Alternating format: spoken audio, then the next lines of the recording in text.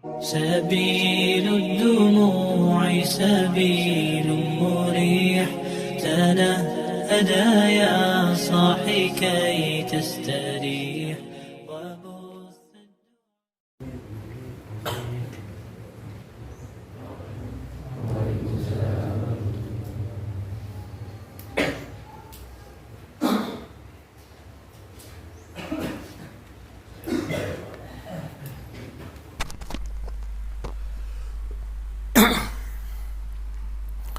Bismillahirrahmanirrahim.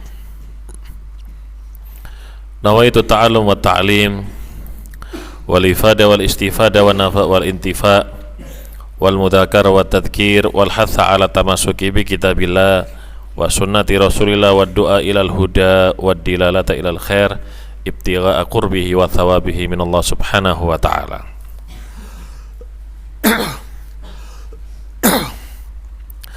Qala al-muallifu rahimahullahu ta'ala wa nafa'na bihi wa bi ulumihi fid dharaini amin.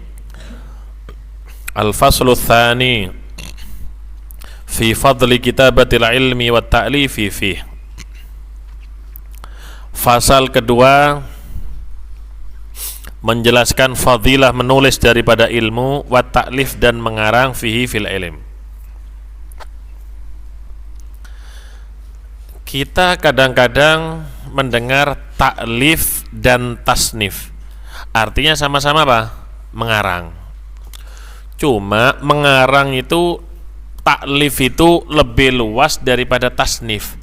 Tasnif itu cuma satu sinif, satu bagian, satu macam daripada ilmu. Misal kitab misalnya fikih misalnya, satu sinif bagian. Kalau taklif itu macam-macam, masuk ini, masuk pembahasan ini, lebih luas daripada tasnif. Qala an-nabiy alaihi salatu wassalam, Rasul sallallahu alaihi wasallam bersabda, "Idza mata ibnu Adam inqata'a amaluhu illa min thalathin." Jika meninggal manusia, maka akan terputus semua amalnya. Sudah, kalau orang itu meninggal juga, mati juga semua amal ibadahnya. Dengan matinya manusia, mati juga semua kelakuan-kelakuan daripada manusia. Dengan berakhirnya roh manusia, berakhir juga semua kegiatan manusia di atas muka bumi Allah subhanahu wa ta'ala. Illa min thalath, kecuali tiga hal. Al-hukum ba'da illa mukhalifun ma qablal illa. Hukum setelahnya illa berbeda dengan sebelum illa. Apa aja di sini pengecualian? Yang pertama, shadaqatin jariyatin. Shadaqah jariyah. Nanti akan dijelaskan. Artinya meskipun seseorang sudah mati, nafasnya sudah terputus di dunia, tapi tetap amalnya akan mengalir kepada pelakunya. Al-amal yajri ala malikihi. Amal ibadahnya tetap, ats-tsawab yajri ala malikihi. Pahala tetap mengalir kepada pelakunya, ala fa'ilihi. Au ilmin yuntafa'u bihi, atau ilmu yang manfaat, atau ilmu yang manfaat. Nanti akan dijelaskan. Awaladin sholihin yad'ulah, atau anak yang soleh mendoakan lahu kepada ibn Adam. Ini seakan-akan kalau orang lain yang mendoakan tidak sampai, hanya anak yang sampai doanya. Tapi ini dzikrul lafadz wa iradatul kul, yang diinginkan apa? Semuanya. Yang disebutkan memang kata-kata anak, cuma yang diinginkan dzikrul juzuk, menyebutkan sebagian, cuma yang diinginkan semuanya. Yang diinginkan adalah semua orang yang mendoakan akan Apa tafsir daripada hadis ini satu persatu? Fassaral ulama radhiyallahu anhum as-sadaqatal jariyata ba'dal mauti bil waqfi. ulama mentafsirkan bahwasannya sedekah yang mengalir setelah mati itu adalah wakaf. Sebelum meninggal dia wakaf untuk masjid, beli semen untuk masjid, dia misalnya beli karpet untuk masjid. Sebelum mati di masa hidupnya dia beli dampar, tempat baca kitab, diletakkan di pondok, diwakafkan. Ketika dia hidup dia ngebor air, kemudian diwakafkan untuk semua kaum muslimin. Nah, yang seperti ini walaupun pelakunya, walau kana fa'iluhu mata, walaupun meninggal pelakunya, fa thawabuhu yajri walau fi qabrih, maka pahalanya akan mengalir walaupun di dalam kubur, dalam kuburnya. Ini enak ini. Ketika meninggal amalnya, tapi amalnya tetap orang yang paling rugi, yang paling celaka sebaliknya. Ketika dia mati, cuma kelakuannya nggak mati. Ini bahaya. Seperti apa? Dia sebelum mati ngajarin orang caranya berzina, waliyadzubillah. Sebelum mati ngajarin orang caranya minum khamr. Nanti yang diajari itu ngajari orang lain lagi. Walaupun dia mati, maksiatnya tetap, dosanya akan tetap. Fadzunubu baqiyah, dosanya tetap akan mengalir kepada pelaku. Kenapa? Dia yang mengajarkan kejelekan, apalagi kebaikan. Makanya orang-orang dulu itu banyak di masa hidupnya yang mewakafkan daripada kebunnya, zaman sahabat seperti Bayruha yang mewakafkan daripada tanah untuk masjid. Nggak mikir. Zaman sekarang mau mewakafkan tanah untuk masjid sulit sudah. Kenapa? Ini lebih baik dijual, lebih baik beli mobil. Kadang-kadang pesantren itu kurang tanah, itu masih beli. Zaman dulu enggak. Mereka yang ada di kanan kiri pesantren, mereka sadar ini tempat belajar. Orang kalau belajar di sini manfaat. Ini perlu dakwah. Jadi orang-orang zaman dulu yang tinggal di sekeliling pesantren, mereka apa? Mewakafkan tanahnya, diberikan kepada pesantren. Tahu mereka, tahu dengan apa? Nilai pahala yang akan didapat walau dia mati. Wal ilma al muntafa'a bihi ba'dal mauti bit tasnifi wa ta'lim wal ifta wa huwa fit tasnif adhar. Yang kedua, tadi ulama mentafsirkan yang pertama, yang dimaksud dengan sedekah jariyah adalah wakaf. Yang kedua, ilmu yang manfaat setelah mati. Seperti apa? Bit tasnif, mengarang kitab sebelum mati. Nah, walaupun orangnya mati, tapi karangan kitabnya tetap apa? Berjalan. Karangannya dibaca kitabnya oleh orang-orang. Al-Imam Syafi'i sudah ribuan tahun meninggal, tapi kitabnya Al-Um sampai sekarang yudros, dipelajari. Ini namanya apa? Sedekah jariyah. Muassis daripada Pondok Pesantren Zainul Islam, guru kita semua. Beliau kapan meninggal? Sudah lama. Tapi sampai sekarang beliau tetap mendapatkan aliran pahala. Kenapa? Karena beliau telah meninggalkan murid-murid yang sekarang jadi guru mengajar kepada murid-muridnya lagi. Setiap santri beliau ngajar, beliau tetap dapat apa? Dapat pahalanya mengalir. Atau wat ta'lim, ini wat ta'lim mengajar tadi. Yang ketiga wal ifta, begitu juga dengan fatwa. Sebelum mati dia pernah ditanya, kemudian dia memberikan fatwa. Itu juga pahalanya tetap mengalir. Wa huwa fit tasnifi adhar. Wa huwa, yang dimaksud dengan sedekah jariyah dari tiga ini, yang dimaksud yang lebih kuat pendapatnya adalah tasnif, yaitu mengarang daripada ifta dan taklim. Kenapa? Li'annahu atwalu istimroron, karena lebih apa? Lebih panjang waktunya, berkesinambungan. Jadi walaupun orangnya meninggal, namanya kitab, karangan kitabnya itu dibaca terus di pondok-pondok, di madrasah, atau orang yang ingin baca. Jadi lebih apa? Lebih luas, artinya diarahkan kepada tasnif, yaitu mengarang. Qala Subki, jadi lebih utama al-ilmal muntafa'a bihi. Jadi lebih kuat pendapat ilmu yang manfaat daripada wakaf, walaupun wakaf itu juga mengalir pahalanya. Cuma ulama mentafsirkan yaitu apa? Yang kedua, ilmu yang manfaat ini yang terus mengalir. Qala Subki, Imam Subki namanya Abdul Wahhab bin Ali bin Abdul Kafi As-Subki.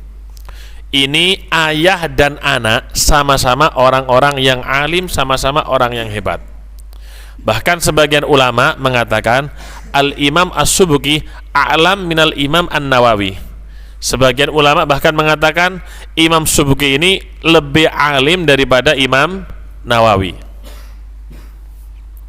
Apa kata beliau? Fa innal alima wa inim taddaba'uhu wa uhkiman tifa'uhu fanaf'uhu qasirun ala muddati hayatihi ma lam yusannif kitaban yukhallaf ba'dahu aw yuwarrith ilman yanqulhu anhu tilmidun idza wajada nafsahu faqadahu. Subhanallah. Orang alim itu wa inim taddaba'u, walaupun dalam ilmunya, luas ilmunya, wa uhkima intifa'u, dan dipastikan ilmunya manfaat, dipastikan orang yang alim ilmunya luas, hafal Al-Quran, hafal tafsirnya, Alfiyah ngarep buri hafal, Zubat semuanya dia hafal dan faham, alim, manfaat, tapi manfaatnya hanya sebatas ketika dia hidup. Manfaatnya sebatas dia hidup. Setelah itu apa? Tidak ada. Sebatas itu tidak ada. Manfaatnya sebatas dia hidup. Malam yusonnif kitaban, semenjak dia tidak mengarang kitab yang yukhallaf ba'dahu, yang ditinggalkan setelah dia mati.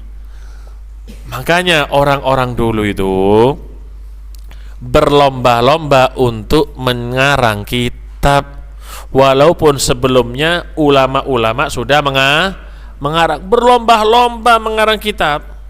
Padahal kalau kita baca antara kitab fikih yang satu dan yang lainnya kurang lebih kita membaca kitab Kasyifatus saja, itu permasalahannya disebutkan dalam Bujairami, itu permasalahan disebutkan dalam apa? Mughnil Muhtaj, disebutkan dalam I'anatul Talibin. Sebenarnya kurang lebih, cuma mereka berusaha bagaimana cara memudahkan bagi pembaca untuk memahami. Jadi berlomba-lomba mereka ini dalam mengarang kitab, berlomba-lomba. Sampai karomah Imam Nawawi. Imam Nawawi itu nggak kawin gara-gara apa? Ngarang kitab. Karangan kitab Nawawi itu ratusan, nggak kena hitung. Subhanallah. Sampai sibuk istrinya itu kitabnya istilahnya sudah nggak sempat kawin. Termasuk karomah daripada Imam Nawawi ketika ngarang kitab. Itu kalau ngarang kitab Imam Nawawi, jari-jarinya semuanya ini keluar cahaya, nggak perlu apa? Nggak perlu lampu. Nggak perlu lampu. Jari-jarinya semuanya mengeluarkan apa? Cahaya. Begitu juga Al-Imam Ar-Rafi'i. Jadi mereka berlomba-lomba mengarang daripada kitab. Kalau dia mengarang kitab yukhallaf ba'dahu, ditinggalkan setelah dia mati, maka itu istimewa. Itu istimewa. Kenapa? Tetap pahalanya akan mengalir walaupun dia mati semenjak kitabnya dibaca dan dipelajari. Au yuwarrith ilman, atau sebelum mati dia telah mewariskan ilmunya. Kepada siapa diwariskan ilmu? Ya tentu kepada muridnya. Kemudian yanquluhu, memindah itu ilmu, anhu daripada gurunya, tilmidun seorang murid, idza wajada nafsahu, ketika mendapatkan dirinya, faqada ketika mendapatkan gurunya itu kalau mewariskan atau meninggalkan daripada ilmu, nanti pasti ilmu itu akan dibawa oleh seorang murid. Kemudian ketika si guru meninggal, si murid ini apa? Pasti apa? Mengajarkan ilmu, nggak nunggu mati. Gurunya pun hidup, si murid tadi mengajarkan kepada orang lain, maka tetap pahalanya juga kepada siapa? Gurunya tetap mendapatkan bagian atau andil. Ini yang ada di pondok sini, apapun kitab yang diajarkan, apapun yang dilakukan oleh murid-murid, sholat tahajud, sholat malam, sholat witir, ngaji, apapun, tetap muassis ini guru kita mendapatkan pahalanya. Kenapa? Kita bisa ngaji karena siapa? Karena diajari oleh guru-guru yang ada di sini. Guru-guru di sini dulu belajar kitab dari mana? Daripada beliau. Jadi tetap guru itu dapat pahalanya. Makanya yang paling dapat pahalanya banyak siapa? Baginda Nabi besar Muhammad sallallahu alaihi wasallam. Kenapa? Karena semua yang mengajari ilmu siapa di sini di dunia ini? Baginda Nabi Muhammad.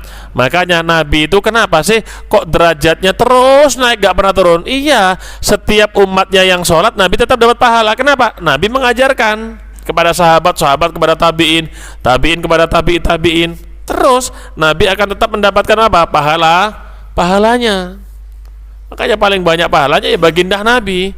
Semua yang berbuat baik yaitu karena Nabi Muhammad sallallahu alaihi wasallam. Ruwiya anil Imam Asy-Syaikh Umar bin Abdurrahman Al-Attas. Al-Habib Umar bin Abdurrahman Al-Attas. Al-Attas ini orang yang bersin. Kenapa kok dijuluki Al-Attas? Karena beliau ketika ada di dalam perut ibunya sudah bersin. Kalau sekarang ada orang bersin di dalam perut, wali, mungkin dibilang wali. Zaman dulu sudah biasa, wali semua zaman itu di Hadramut. Jadi kayak gitu-gitu sudah biasa. Kenapa? Ibu-ibunya orang-orang solihah, wali-wali perempuan semua. Jadi dalam perutnya sudah apa? Bersin. Makanya juluki Al-Attas. Habib Umar bin Abdurrahman Al-Attas ini guru daripada Al-Habib Abdullah bin Alawi Al-Haddad. Guru daripada Al-Habib Abdullah bin Alawi Al-Haddad. Ini Habib Abdurrahman Al-Attas ini wiritannya setiap mengambil nafas gini. Nah, ngambil nafas. Coba kita mengambil nafas. Nah, kira-kira baca ya latif berapa kali? Coba tarik nafas, baca ya latif dalam hati. Kira-kira berapa kali? Sudah, kira-kira paling banyak berapa kali? 20? Anggap sudah 50 kali. Itu Habib Umar bin Abdurrahman Al-Attas sekali mengambil nafas itu membaca ya latif 1000 kali. Membaca ya latif 1000 kali. Dan Habib Umar bin Abdurrahman Al-Attas ini tiap waktunya melihat baginda Nabi secara jaga, tersadar.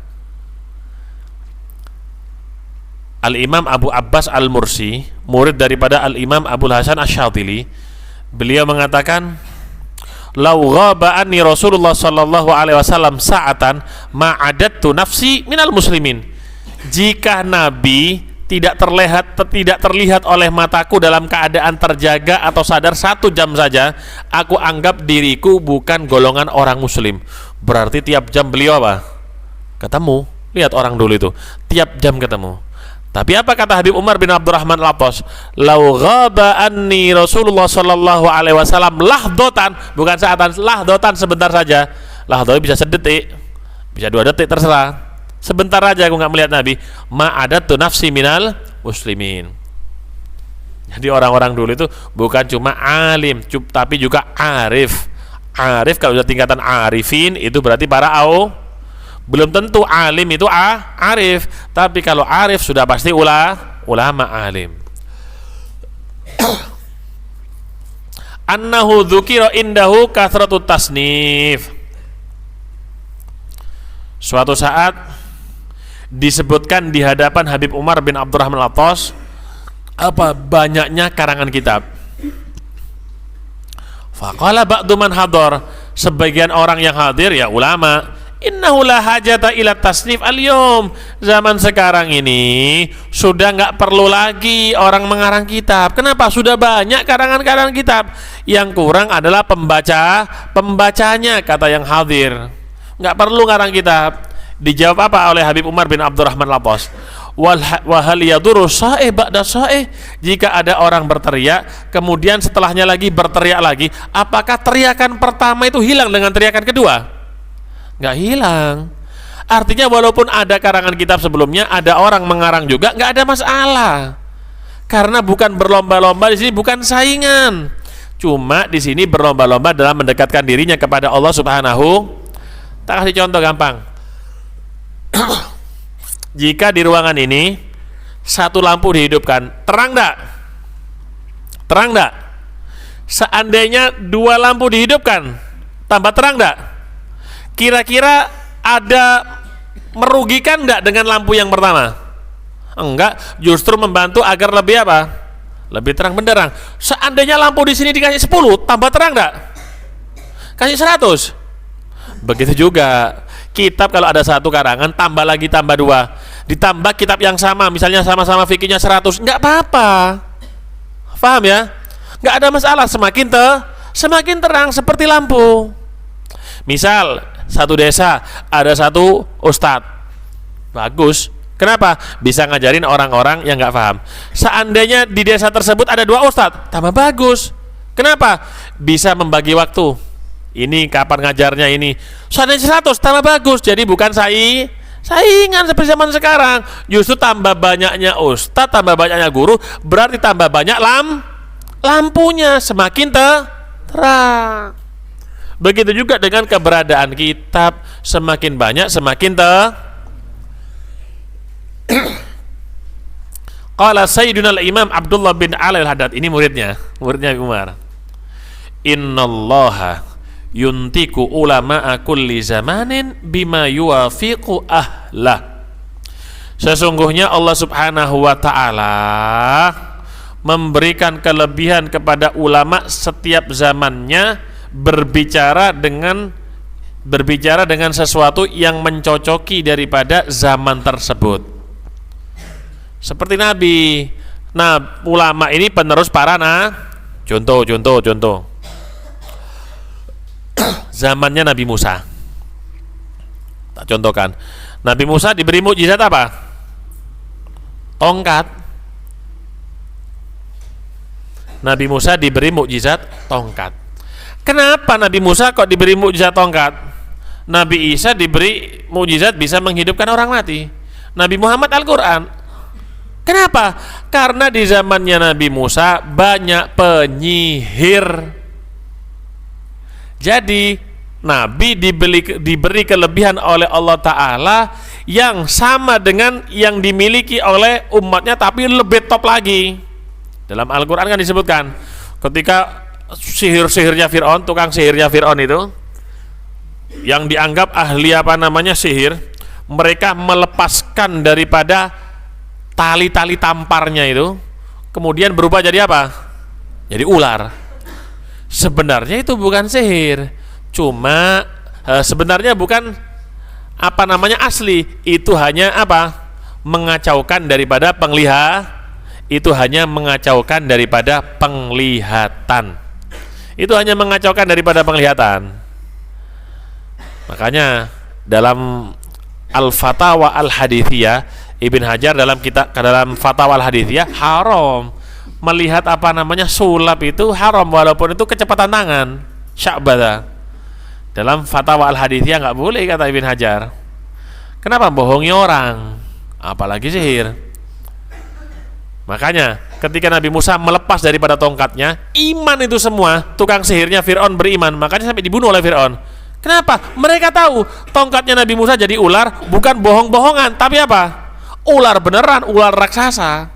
Makanya mereka yang ahli sihir, mereka tobat dan mereka masuk ikut Nabi Musa. Mereka tahu kalau itu asli, bukan bohongan.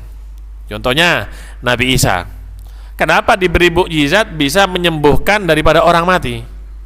Karena itu mencocoki daripada orang-orang di zamannya. Orang-orang di zaman Nabi Isa itu atibba, mereka itu ahli kedokteran. Penyakit-penyakit apapun mereka bisa sembuhkan. Hebat-hebat. Umat Nabi Musa ini hebat. Penyakit apapun disembuhkan oleh mereka, punya keahlian mereka. Cuma satu yang mereka nggak bisa sembuhkan, menghidupkan orang mati. Mereka nggak bisa menghidupkan orang mati. Sakit apapun sama mereka diobati bisa. Akhirnya Allah memberikan sesuatu yang tidak bisa dimiliki oleh mereka, menghidupkan ihya'ul amwat, menghidupkan orang mati. Akhirnya Nabi Musa bisa menghidupkan orang tujuannya agar mereka semuanya mengikuti Nabi-Mu, melihat bahwasanya yang dibawa oleh Nabi Musa itu beneran, bukan bohongan seperti mereka. Sampai zaman Nabi Muhammad. Kenapa Nabi Muhammad diberi mukjizat Al-Quran.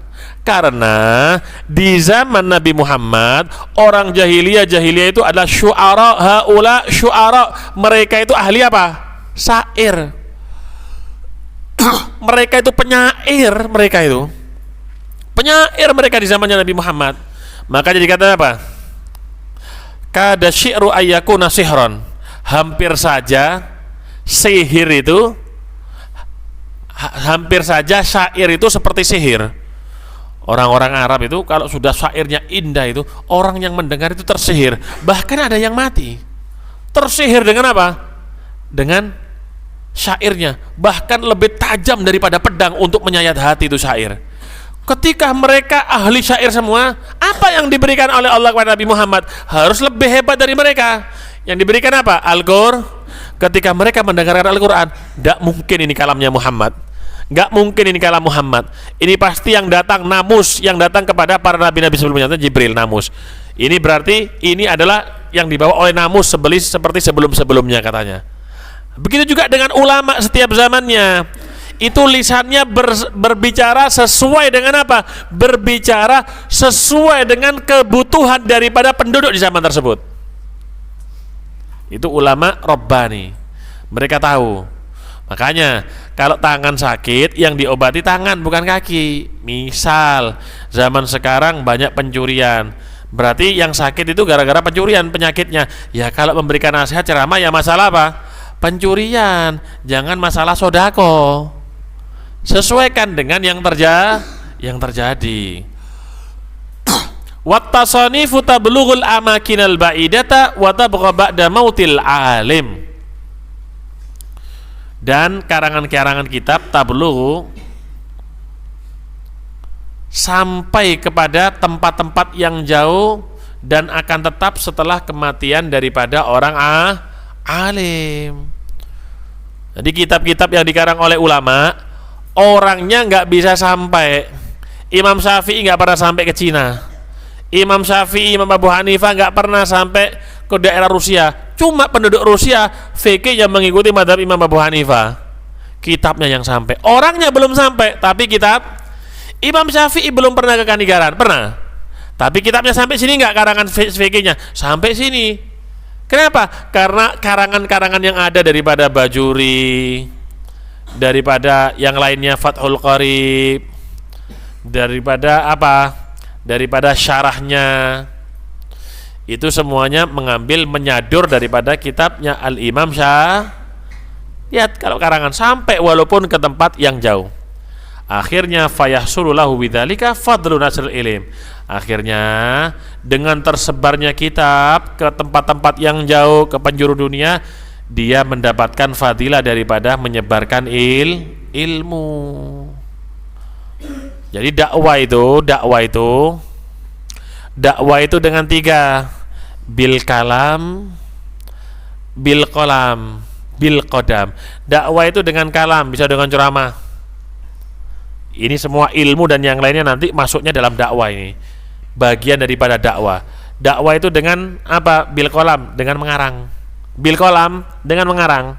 Kalau bil kalam ya ceramah-ceramah di mimbar, atau bil qadam dengan pergi masuk-masuk kemana? Ke pelosok-pelosok daripada desa-desa, hutan-hutan. Wa yuktabu mu'alliman da'iyan ilallah, ini da'iyan. Dan orang yang ngarang kitab itu ditulis apa? Sebagai mu'allim, sebagai guru, dan sebagai da'i, sebagai orang yang mengajak ke jalan Allah fi qabri, walaupun di dalam apa? Walaupun di dalam kuburnya, tetap aliran pahala tidak berhenti. Kenapa? Karena kitab-kitab yang telah dikarang olehnya telah dibaca oleh orang lain. Kitab-kitabnya mengajak orang kepada Allah. Ada kitab ada karangan-karangan kitab mengajak untuk berzina. Ada kitab-kitab yang mengajak untuk berjudi. Yang ada kitab melarang orang untuk ngelarang orang untuk berbuat zina. Kama qala sallallahu alaihi wasallam, man an'asa lisanahu haqqan yu'malu bihi min ba'dihi ujriya alaihi ajruhu ila yaumil qiyamah. Siapa orang yang menggunakan lisannya untuk kebaikan, lisannya digunakan untuk kebaikan, menasihati orang lain, Seperti orang yang ceramah mubalek, itu menasehati orang lain. Kalau menasehati itu seperti Nabi. Nabi itu kalau memberikan nasihat itu sampai memerah wajahnya. Berarti apa? Serius. Serius Nabi itu kalau memberikan nasihat serius. Sampai apa? Kedua matanya seakan-akan terlihat marah. Beda sama sekarang. Orang itu kalau pengajian dianggap bukan berdakwah, tapi dianggap seperti pekerjaan yang penting dapat amplop. Kalau orang dulu, mereka dianggap itu adalah tabligh, menyampaikan dakwah. Makanya dalam kitab kitabnya Al-Imam Ghazali, Ayyuhal Walad, itu di terakhir kata Imam Ghazali apa? Kalau ada orang yang guyon-guyon kalau ceramah, itu bagi ulatul umur, bagi pejabat harus menurunkan dia. Kenapa? Bukan seperti itu orang dakwah. Kalau memang ceritanya yang dibawa dari Nabi, dari sahabat seperti itu, nggak ada masalah. Kadang-kadang nggak, memang dibuat seperti apa? Lawak. Akhirnya bukan dai tapi jadi pelawak. Jadi serius. An asalisanau haqqon. Memang digunakan untuk yang hak, untuk yang benar. Kemudian yu'malu bihi mim ba'dihi. Setelah dia menggunakan lisannya untuk kebaikan, orang yang mendengar daripada ceramahnya, nasihatnya diamalkan setelah dia mati. Tetap diamalkan sampai dia mati pun diamalkan oleh orang lain. Ujriya alaihi ajru ila yaumil qiyamah. Maka orang yang memberikan nasihat tadi tetap mengalir pahalanya sampai kapan? Sampai kiamat. Sampai kiamat itu pahalanya mengalir. Lihat pahala daripada orang yang punya ilmu. Qala al-Imam An-Nawawi rahimahullah, dikatakan oleh Syekh Abu Bakar bin Salim, Imam Nawawi ini kutub. Imam Nawawi ini termasuk wali kutub. Ihfadil minhaj fa inna muallifahu qutbun, kata Syekh Abu Bakar bin Salim. Hafalkan kitabnya Minhaj karena muallifnya, pengarangnya adalah kutub. Apa beliau katakan? Wa yanbaghi ayataniya al muallimu bitasnifi, tapi apa? Idza syarti, ada syaratnya. Idza ta'ahhala. Sepatutnya ayataniya memperhatikan itu muallim, para guru, bitasnifi dengan mengarang. Mereka seperti zaman dulu, mereka perhatian dengan mengarang kitab, tapi ada syaratnya. Idza ta'ahhalalah. Syaratnya apa? Jika memang ahli.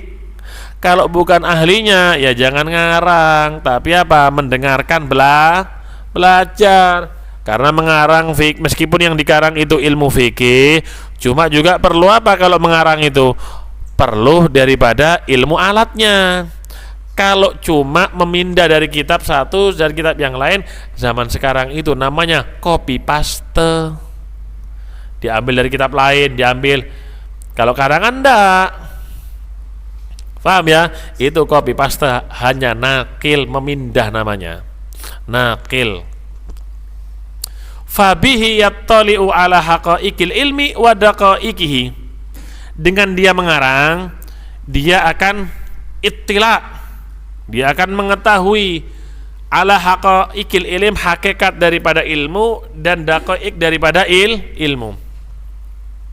Apa hakiko? Ada dakiko. Dalam dia ini menguasai hakikat daripada ilmu, atau dia ini menguasai daripada dakik-dakiknya ilmu. Apa haqaiq itu? Itsbatul mas'alah bid dalil, menetapkan suatu masalah dengan dalil. Itu namanya apa? Tahqiq. Paham ya? Tahqiq itu menetapkan suatu masalah dengan dalilnya apa? Kentut. Kok bisa kentut ini haram? Dalilnya ini hadisnya. Tak. Itu namanya tahqiq. Wa daqaiq tadqiq. Daqaiqul ilm, apa artinya? Itsbatul mas'alah bidalilin akhar, menetapkan masalah tapi dengan dalil yang lain. Biasanya pakai dalil dia enggak, dalil yang lain dan juga benar dalilnya. Itu namanya apa? Tadqiq. Faedahnya orang mengarang, wa yathbutu ma'ahu tathbit, maka akan kuat bersama dia itu ilmunya nanti kuat. Dengan mengarang tadi akan kuat. Ilmu itu kalau nggak diamalkan, nggak ditulis, itu lupa. Kalau cuma kitab tok dibaca nanti lupa. Makanya orang dulu itu nulis. Dengan menulis itu sama dengan apa? Sama dengan ngelalar atau ngulangi daripada kitab. Makanya nulis itu bagus. Li'annahu yatarruhu ila kathrati taftis. Orang itu kalau ngarang itu perlu yatarruhu, perlu apa? Kathrati taftis.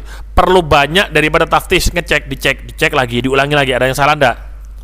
Perlu mutola'ah, perlu ditahkik tadi, perlu murojaah, mutola'ah, atau itilah, diperhatikan lagi, diawasi, dibolak-balik lagi, takut ada yang salah, takut hurufnya ada yang salah, gitu mereka, takut salah alif lamnya, salah i'rabnya, ini pembacaannya. Jadi itu faedah daripada mengarang. Faedatun wa min fawaid tasnif kama qala al-Khatib al-Baghdadi, termasuk faedah daripada mengarang sebagaimana yang dikatakan oleh al-Imam Khatib al-Baghdadi, ini seorang ulama hadis, annahu yuthbitul hifdz, mengarang itu menguatkan daripada hafalan. Mengarang kitab itu menguatkan apa? Menguatkan daripada hafalan. Ada ulama Hanafiyah yang namanya ada Ibn Haddad. Ibn Haddad itu hidup di Maroko. Raja Maroko ini ulama istimewa, punya perpustakaan isinya kitab fikih sendiri, kitab hadis sendiri, kitab nahwu sendiri.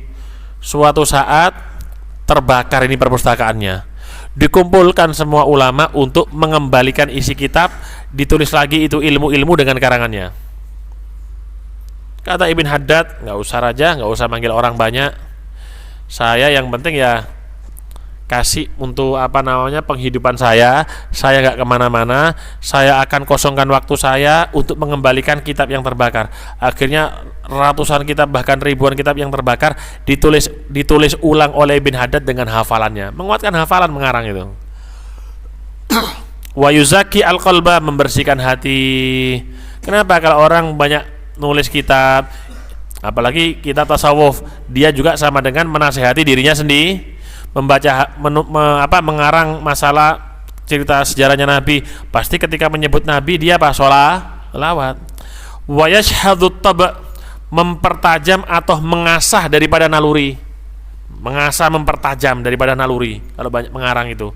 Wa yujidul bayan, memperbagus daripada bayan, menjelaskan. Orang yang banyak mengarang kalau jelaskan itu enak. Kenapa? Biasa nulis.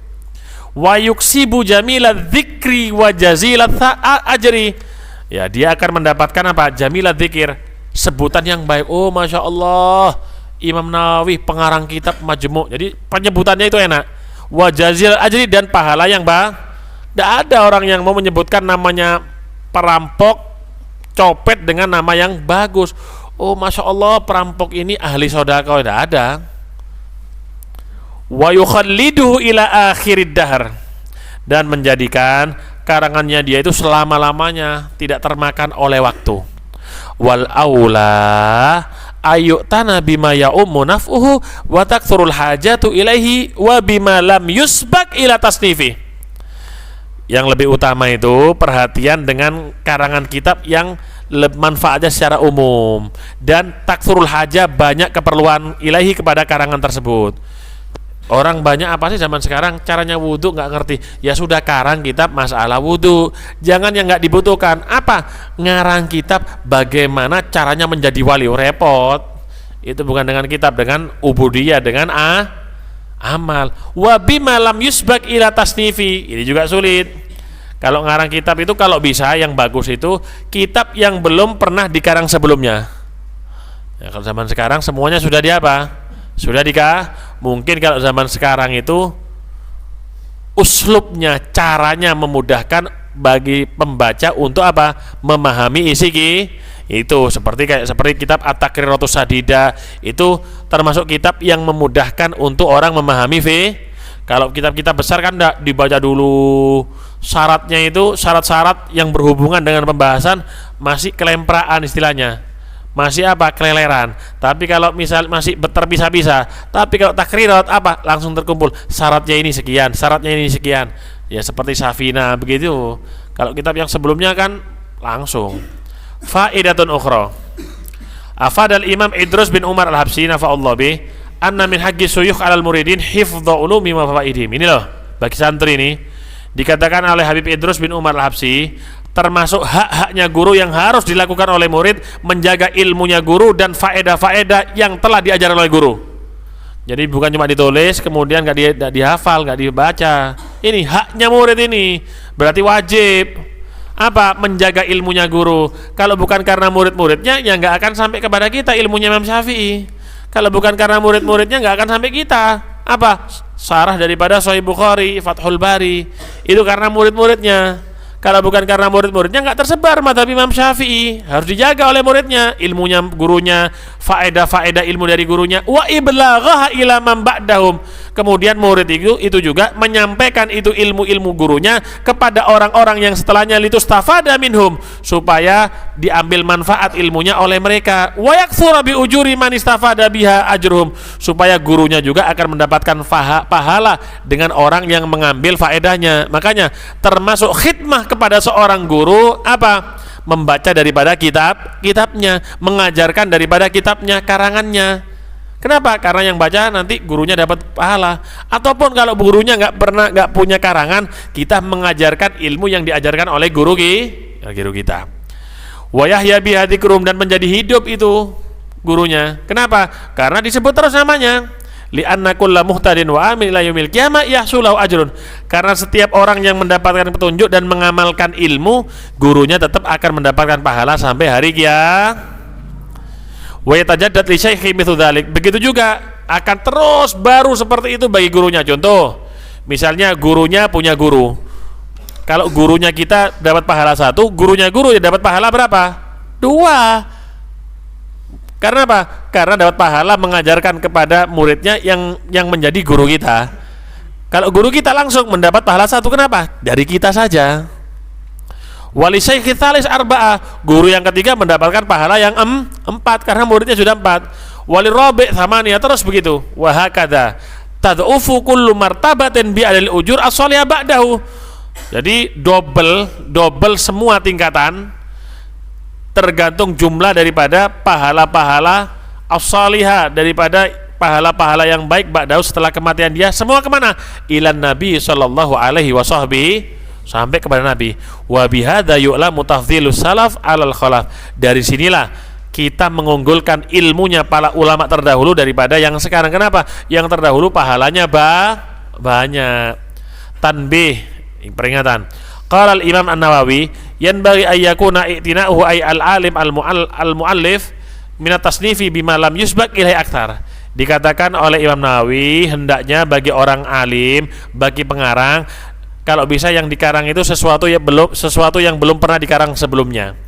Wal murad bihadza alla yakuna hunaka musannafun yughni an musannafi fi jami' asalibi. Kalau bisa jangan ada karangan yang hampir sama dengan karangan dia dalam semua isinya. Ya percuma kalau kita ngarang sama. Kalau bisa apa? Fa in aghna an ba'diha falyusannif min jinsi ma yazidu ziyadatin yuhtafalu biha. Kalau bisa, kalau dia ngarang yang sama masalah fikih, kalau bisa dilebihin pembahasan yang lebih. Seperti kita belajar Safina, setelahnya belajar apa? Yang di atasnya lagi, belajar Muqaddimah Hadramiyah, lebih lagi, meskipun hampir sama, cuma ada tambah. Setelah itu belajar apa? Belajar I'ana, lebih tinggi lagi. Ma'amadhamma ma fatahu minal asalib, dengan menggabungan daripada apa-apa yang tidak disebutkan dalam kitab lain, uslub, caranya, metodenya. Sama karangan kitab fikihnya, cuma di situ metode memahaminya dan metode memahaminya lebih mudah, nggak ada di kitab sebelumnya. Wal yakun tasnifu fi ma ya'umul intifa'u bi wa yakthurul ihtiyaju ilaih.